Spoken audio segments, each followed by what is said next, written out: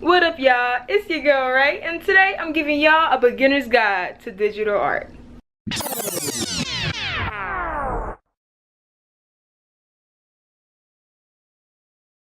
This video is for all of y'all who want to learn how to do digital art.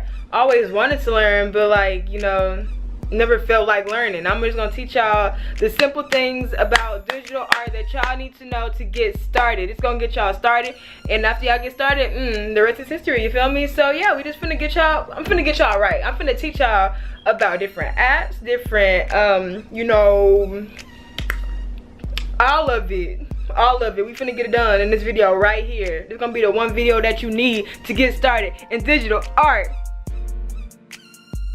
What I use to draw and do all my art pieces is my iPad Pro. Take it out the case because it looks better out the case. Hold on. I got the rose gold color. Oh my goodness. What? I got the rose gold color, but the color don't really matter. All you need is the iPad. You don't need an iPad Pro. You could get an iPad mini. Man, you could use your phone if you wanted to. I know some people use their phone, but that's not, I can't do that. The smallest thing I used was the iPad mini, and it was kind of hard, but I mean, if you put your mind to it, you could do it. Also, I use this Apple Pencil that goes with the iPad Pro. You don't need an Apple Pencil. You can use your finger, because I use my finger for so many years. I just got this Apple Pencil a couple months ago. Bro, you can make some nice art with your finger, so don't even think you need to get a stylus.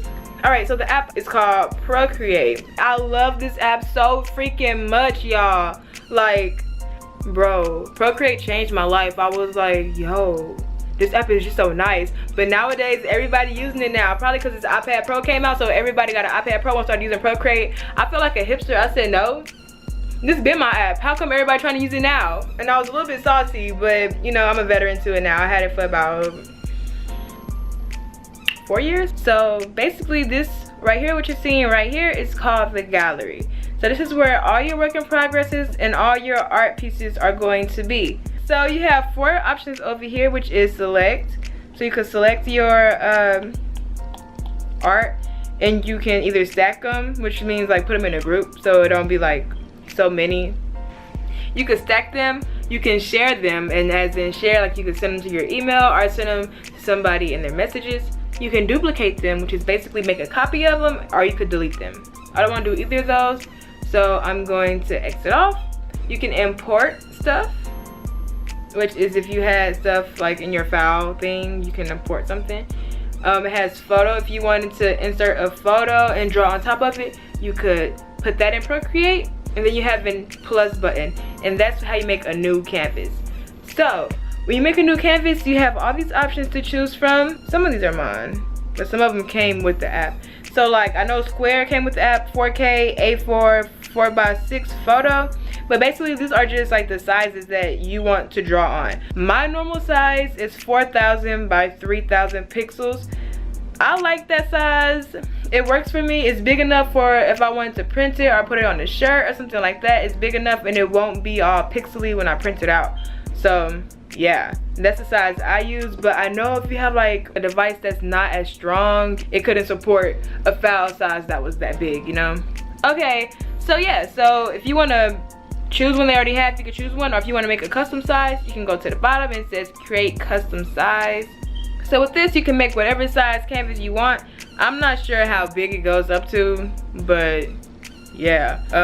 So you have the width, the height, the DPI. DPI is basically something, I don't know what it stands for, but I know it means like when you print it out, how good the quality would be, or like something about the quality of printing, something about that. I just know 300 is a good number, so if you're wondering what to put right there, it's 300. Put that. It's good. Trust me. All right, and then right here, it says maximum layers. That's how many layers you can have if you put, so if I put 3,000 by 4,000, it'll let me have 40 layers before it says no more. Then over here, you could do millimeters, centimeters, or inches. So if you wanted something, you know you want it to be an 8 by 10, you can put 8 by 10. So when you print it out, that's the size it would be, you know?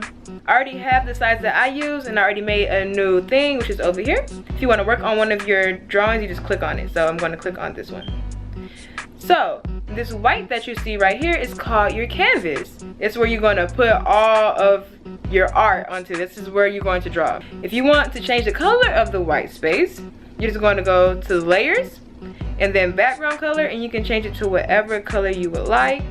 I usually keep mine white, but sometimes if it's like dark in the room or something, I'll turn it down to like a gray, or I might make it like a tan color. Depends on how my eyes are feeling, you know, because gotta make sure they good. All right, so yeah, you should keep it white, so I'm just gonna make it white for the purpose of this video. This black part that you see, or this like dark gray part, it's called the interface basically.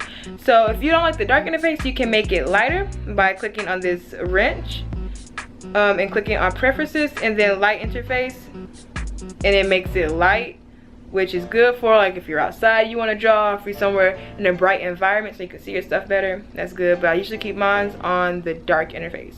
Okay, so now I'm going to tell y'all about brushes. So these are where your brush is going to be, right here. And then these are my custom brushes that I made. I named it OGs because they are originals, you feel me? These are the originals that I have that I like over the years, so I made my own folder. Procreate comes with so many brushes, y'all. Sketching, inking, calligraphy. They have so many brushes, y'all. Y'all will not be disappointed, bro. Yeah, so I'm gonna pick a brush that they already have since y'all can't use mine. I'm just gonna use this 6B pencil, and I'm gonna make my brush black. So to draw, basically all you do is draw. I know Apple pencils, they have this like sensor inside of it where it has pressure sensitivity. So if you draw lightly, it'll make a light mark, and if you go harder, it'll get darker. And yeah, so that's something cool to do with this. And then also they have like a little tilt sensor, I guess. So if you like draw on it at a slant, it gives it a different kind of, you know,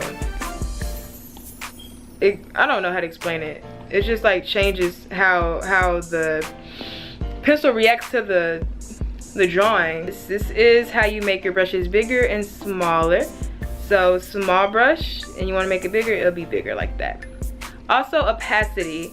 Over here is how you control the opacity. So if you want it to be lower, it could be lower.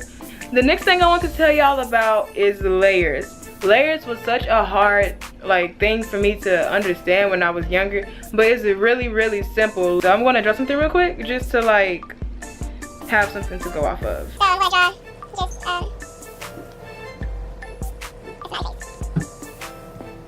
just okay, so we have a cute little smiley face, you feel me? So this is on our first layer. This is just our basic layer that we like automatically draw on, you feel me? Which is this layer. I'm gonna rename it. You don't have to, but I'm just gonna rename it for the sake of this video. I'm gonna name it head. So the head is on one layer. Usually I do a head layer and then I do a face layer. The reason I use layers is just because I'm very indecisive and I change things a lot, so it's easier to erase when you have layers. So I'm gonna add a layer by pressing this plus button, and that's gonna make a new layer. And I'm gonna just draw like some hair. So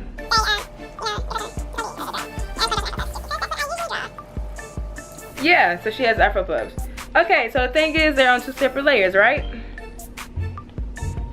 Right. So if I wanted to erase something, say she had some random bangs, and I said I want to give her bangs real quick. What you mean? She needs some bangs to go with her afro puff, you feel me? Then I realized, these bangs not popping.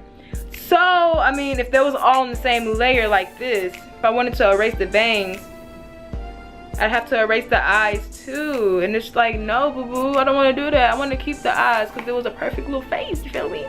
But if you have separate layers, what you can do is go to the hair layer and just erase the part that you don't want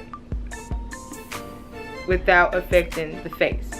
And that's one reason why I like layers, because I am very indecisive, so I change stuff a lot. And if I have everything on different layers, I can easily change something in my drawing without ruining the rest of it, you know? Another thing I want to tell you about layers is coloring. So say you want to color her, right? You should make a new layer for the coloring, and then you can color, but oh man, it's still on top. And the reason that is why is because if you go over here, the color layer is on top. So you have to move that under the other layer so then the color can be under the ink, you know what I'm saying? And then I will make a new layer for the hair because that's just the type of person I am.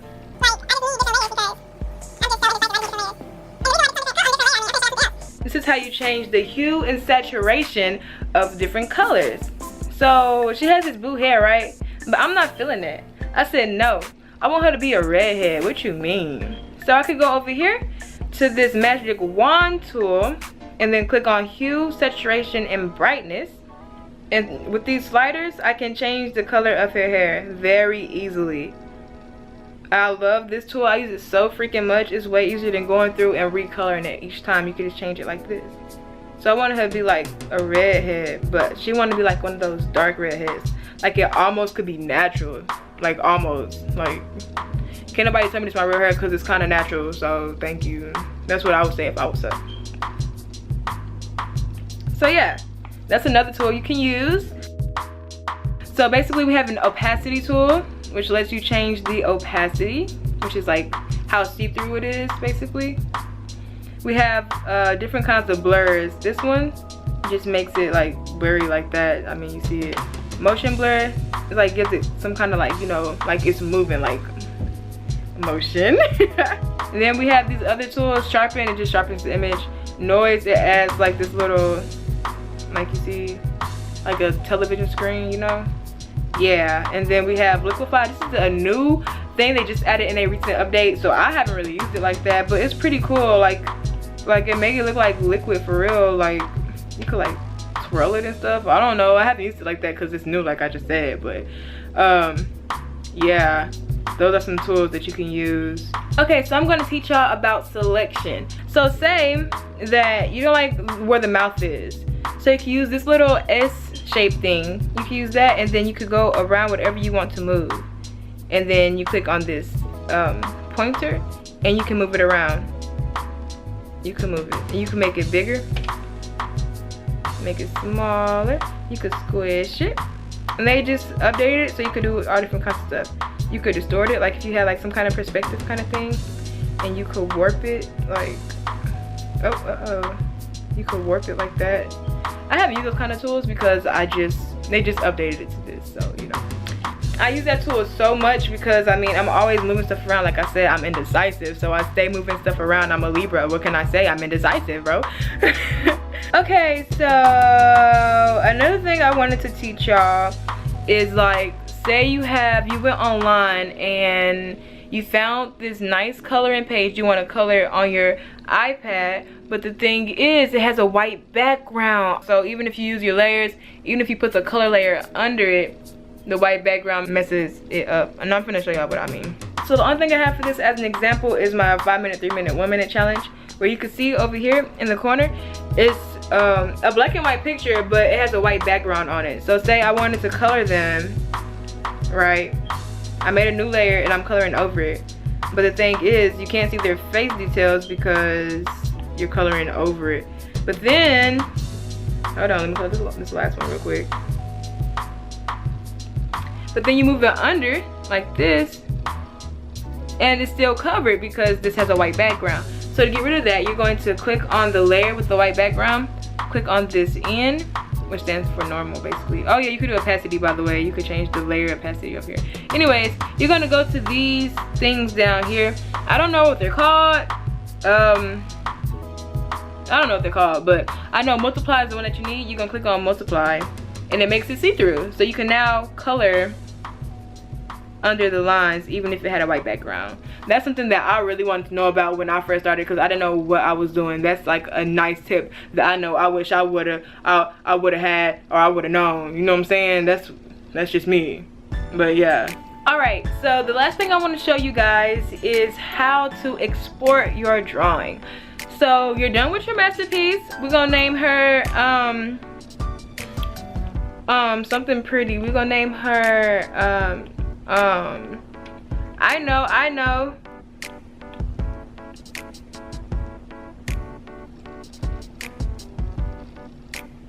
Okay, so we're gonna name her Rainbow Red Hair, and we want to export her because we want to share her with the world. She don't need to be just locked inside my iPad for the rest of her life. She needs to be exposed, you feel me? So what we're gonna do is we're going to click on this wrench right here, and then we're going to click on share.